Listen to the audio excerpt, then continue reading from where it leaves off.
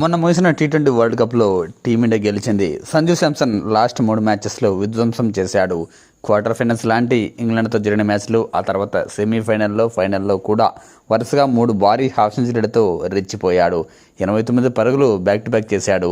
అలాగే 93 పరుగులతో జస్ట్ 7 పరుగుల తేడాతో సెంచరీ కూడా మిస్ అయ్యాడు. 93 పరుగుల భారీ ఇన్నింగ్స్తో ఆకట్టుకున్నాడు. టీ20 వరల్డ్ కప్ను సంజు శాంసన్ ఒంటి చేత్తో గెలిపించాడు అనుకోవచ్చు. ఆ తర్వాత ఐపీఎల్లోనూ 2 సెంచరీలు చేశాడు.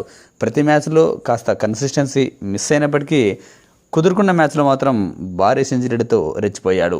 ఇక ఐపీఎల్ తర్వాత ఇప్పుడు ఐర్లాండ్ టూర్లో 2 మ్యాచెస్లో ఫెయిల్ అయ్యాడు. టీం కూడా ఓడిపోయింది. అందరూ ఆటగాళ్లు ఫెయిల్ అయ్యారు. ఇక ఇంగ్లాండ్తోనూ అంతే. ఒక మ్యాచ్ వర్షం కారణంగా రద్దయితే మరో 2 మ్యాచెస్లో టీమిండియా ఓడిపోయింది.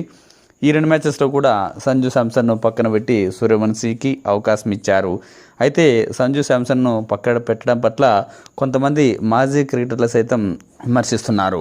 వరల్డ్ కప్ను గెలిపిస్తే సంజు శాంసన్ను అంత ఈజీగా పక్కన పెట్టేస్తారా అని. కానీ కోచ్ మాత్రం కాంబినేషన్ కోసమని పక్కన పెట్టినట్టు చెబుతున్నా కూడా మాజీ క్రికెటర్లు మాత్రం దాన్ని కొట్టిపరేస్తున్నారు. సంజు శాంసన్ను టీం నుంచి తీసేయాల్సింది కాదని, మరికొన్ని అవకాశాలు ఇవ్వాల్సిందని సూచిస్తున్నారు.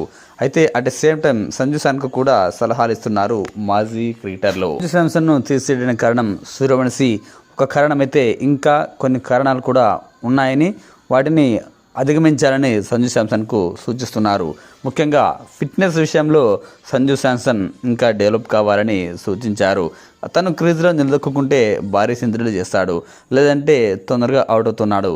కాబట్టి ఇంకాస్త కన్సిస్టెన్సీగా పరుగులు చేయాలని, అలాగే ఫిట్నెస్ కూడా ఇంకా సాధించాలని సూచిస్తున్నారు. ముఖ్యంగా టీమిండియా స్టార్ బ్యాట్స్మెన్ విరాట్ కోహ్లీని చూసి సంజు శాంసన్ ఫిట్నెస్ విషయంలో డెవలప్ అయితే బాగుంటుందని వ్యాఖ్యానిస్తున్నారు. 37 ఏళ్ల వయసులోనూ విరాట్ కోహ్లీ ఎంత ఫిట్నెస్గా ఉన్నాడో, సంజు శాంసన్ సైతం అలాంటి ఫిట్నెస్ను సాధిస్తే తిరిగి టీంలోకి రావడానికి పెద్ద కష్టమేమీ లేదని వ్యాఖ్యానిస్తున్నారు.